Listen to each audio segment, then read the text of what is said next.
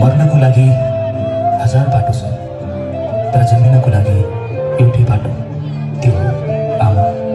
9 महिनाको कोखमा राखी तिमीले भित्र्यायो मलाई यो संसारमा बोकी।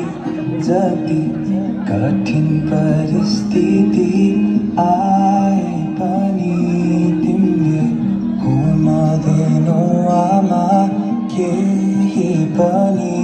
तिम्रो माया